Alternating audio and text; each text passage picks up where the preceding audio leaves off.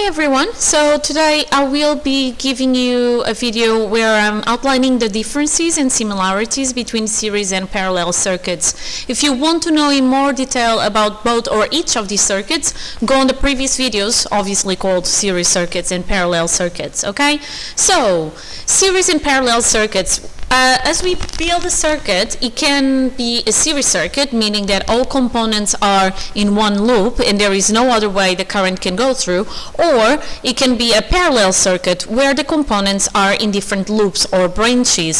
So this circuit here is a series circuit because I only have one wire connecting everything together, and there is nothing that the electrons can do in terms of going to a different route because they only have a route to take.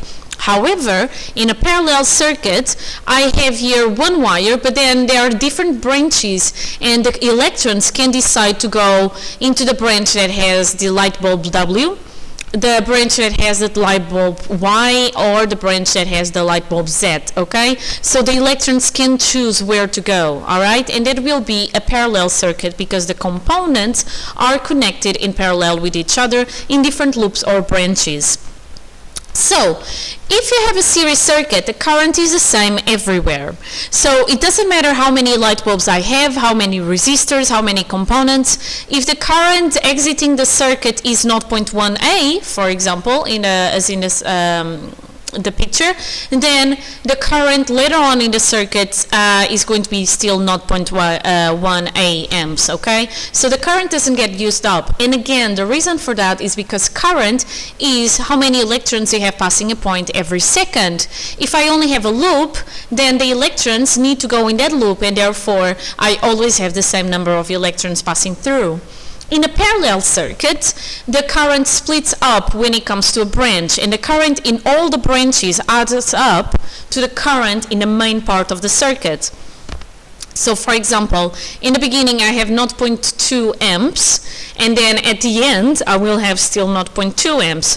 However, I have here two branches, so the current is going to split. So part of the current, 0.1 amps, went to the first branch, second part of the current, 0.1 amps, goes to the second branch, okay? The two of them added together should be equal to the total current exiting or entering in the circuit, okay? Or the cell, to be more accurate, really. What else was I going to tell you about parallel? In parallel, the current does not have to split equally. It depends on the resistance of the components. If there is going to be a component in a branch that has a higher resistance, the current in that particular branch is going to be lower, okay? Now, in a series circuit, if you put more bulbs, they will be dimmer because it is harder for the current to get through, and the resistance of the circuit is higher. So the more bulbs you put in a series circuit, the dimmer they become, okay? However, current continues to be always the same. In the parallel circuits, if you add more branches with bulbs in, all the bulbs are going to stay equally bright or bright.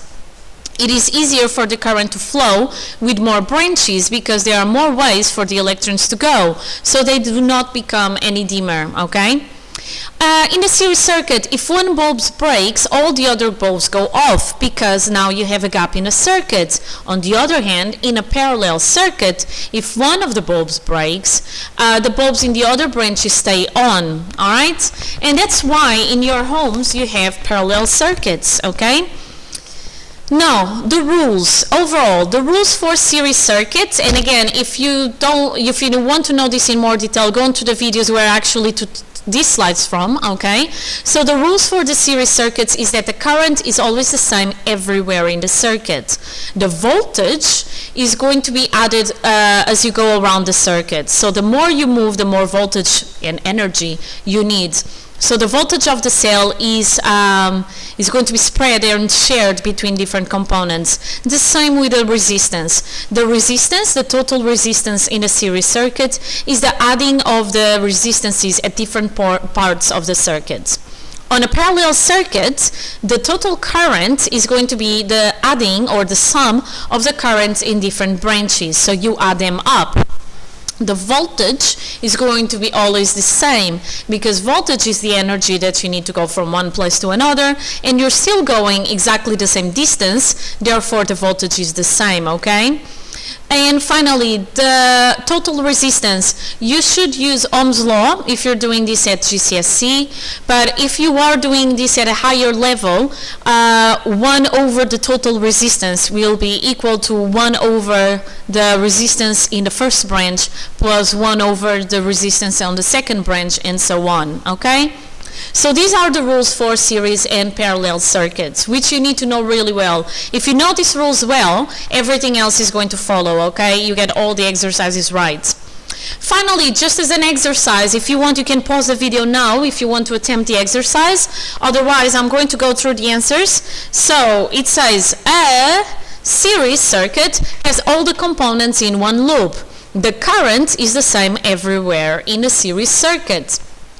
In a series circuit, all the bulbs are on or off at once. If one bulb breaks, the others all go off because the broken bulb makes a gap in the circuit. A parallel circuit has more than one branch in it. Each branch in the circuit can have more than one component in it.